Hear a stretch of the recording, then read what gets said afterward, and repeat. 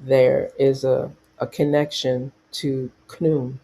Knum is the deified one that's on the potter's wheel, the potter, the one that does forming, the one that molds and works with the creator in terms of creation.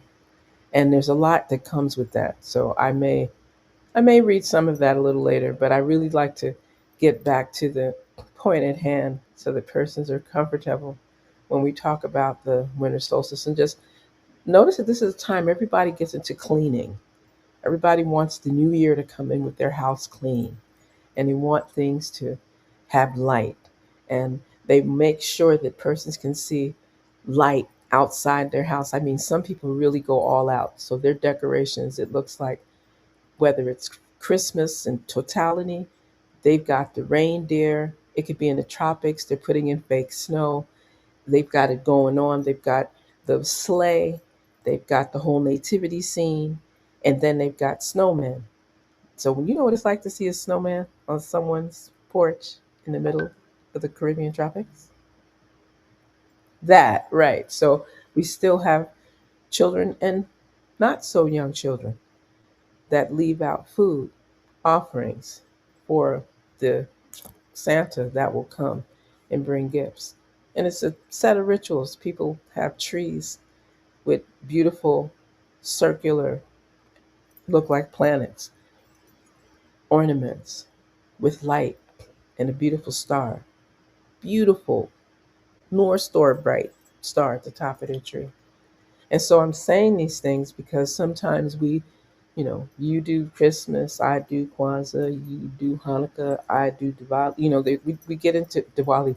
We get into a lot of how do you express your recognition, support, love, and honor of the Almighty during this time of the year. And all we're encouraging is that it be done so it authentically provides joy, peace, love, and prosperity. Doing that is great. If you have a lot of gifts, even if the boxes are just pretty, very beautified and wrapped nice, and there's nothing in them, but if it's like a showpiece, if you want to go all out and spend until you spend, everyone has their way that they do this. For some people, it's what do they make? What do they bake? What do they share? What do they teach? What do they utter? Some people, it's just being present and showing love and mercy and that really wonderful G word, grace and gratitude. For some, it's setting up an altar. For some, it is being at Mass or being part of a religious service. For some, it's singing with the choir, even if you're not a singer, but at least humming and doing your best to stay on key and acknowledging those choral gatherings. For some, it might be going from house to house. I know brothers and sisters